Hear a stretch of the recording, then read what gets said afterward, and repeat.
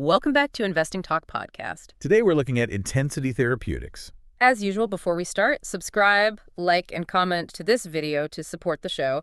And if there's a specific company you want us to look into, leave it in the comments below.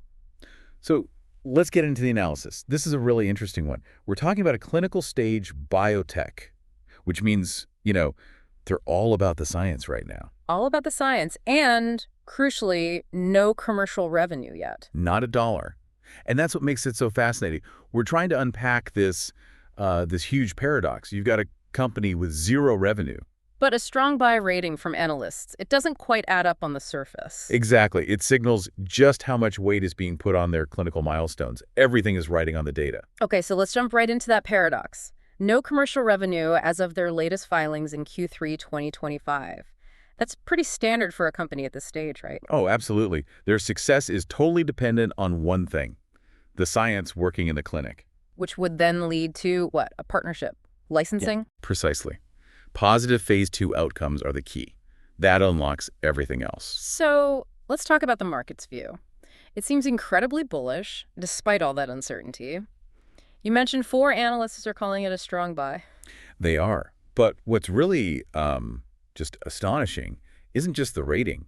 It's the price target they've put on it. What are we looking at? The 12-month average price target is $4.50.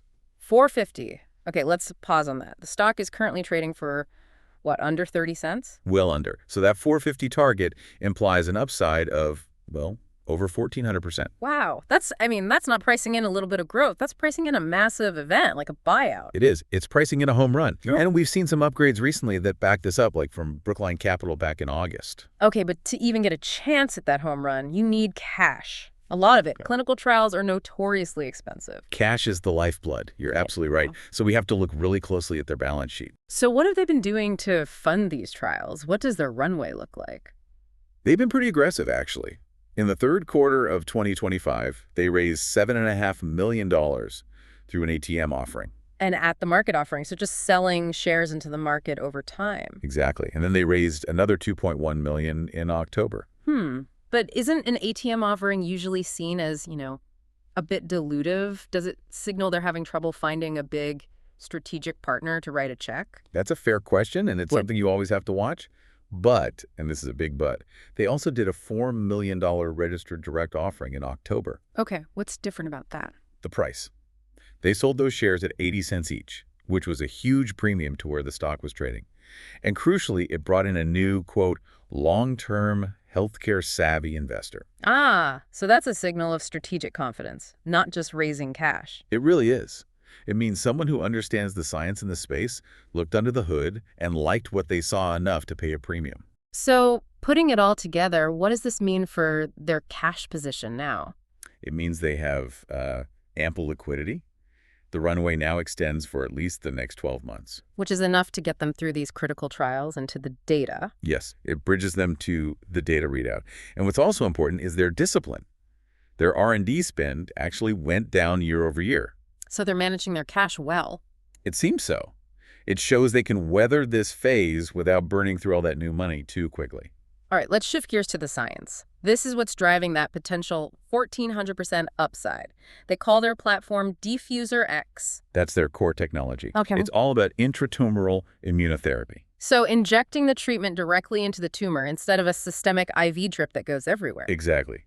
Their lead candidate is called INT230-6, and that's what they're injecting. And what's that supposed to do? Why is that so special? Well, it's a two-part punch. First, the injection has powerful anti-cancer agents that, kill the tumor cells locally. That causes the tumor to break down. Okay, a direct attack. But here's the really clever part. That localized destruction creates intense inflammation. It's like sounding a giant alarm bell right inside the tumor. And that gets the body's own immune system involved. That's the idea. It basically unmasks the cancer to the patient's own immune system, training it to go and fight the cancer everywhere else in the body. It turns a local treatment into a systemic immune response. That sounds like a pretty significant competitive advantage. Is anyone else doing this? Very few. If this works, if the data proves it out, They could become the leader in this space for hard-to-treat solid tumors. And we're getting close to seeing that data. INT 230-6 is in advanced phase 2 studies. It is. And we know from their preliminary analysis of a study called Invincible 4 that they found a clear path forward. They're actually planning to file a protocol amendment for that study on January 15th, 2026. So things are moving. Let's talk about the stock itself then, the technicals. It sounds like it's been a rough ride lately. A very rough ride.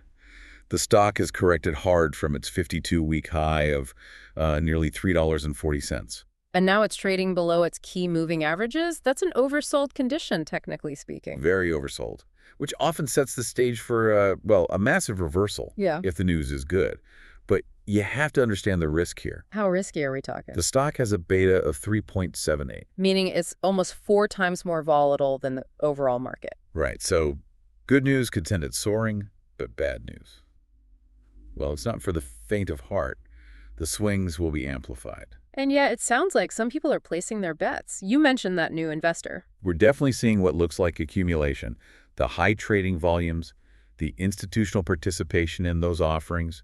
It suggests smart money is getting positioned before the big catalyst events. And I'm sure retail traders are starting to note it as well. Oh, the forums are buzzing. Everyone is watching the calendar because the clock is ticking very, very loudly. Oh, okay. So let's get into those dates. What's the single most important catalyst we're waiting for? November 6th, 2025. That's the expected date for their next earnings report and clinical update. And that's when we expect to see the phase 2 data for INT 230-6. That is the big one. That's the trigger that will either validate that 450 price target or, send it all back to square one. Are there any other dates to watch besides that one? A few. There's an S&P ETF rebalancing on November 29th. And then on December 30th, we'll get the institutional filings. Which will tell us exactly which big funds have been buying in. Exactly. It'll confirm who that savvy healthcare investor was. Beyond those confirmed dates, I imagine there are some pretty wild rumors flying around. Of course. The biggest one is speculation about an accelerated FDA pathway filing. Which would happen if this interim data is just outstandingly good. Right, if it's a home run. There are also persistent rumors about strategic partnerships, maybe in Europe or Asia. And the most exciting, though totally unconfirmed, a buyout. Unexpected M&A interest. A major pharma player swooping in to buy the platform before the data solidifies and the price goes way up. Okay, so to wrap this all up, the thesis is pretty clear. This is a classic binary outcome biotech stock. Absolutely. They have a unique technology. They've got the funding to see it through the next year. Yeah. But everything, that entire 1,400% valuation, it all hangs on the phase 2 data coming in November. If the data hits, it could re-rate incredibly quickly. It could. And that leaves us with a final thought for you to consider. That recent funding, bringing in that new sophisticated healthcare investor, what does that really signal? Beyond just cash for payroll, what strategic shift does that imply? Are they gearing up for a big partnership? Or are they quietly building a war chest to try and go it alone and commercialize themselves? Something to think about as we all wait for those November results.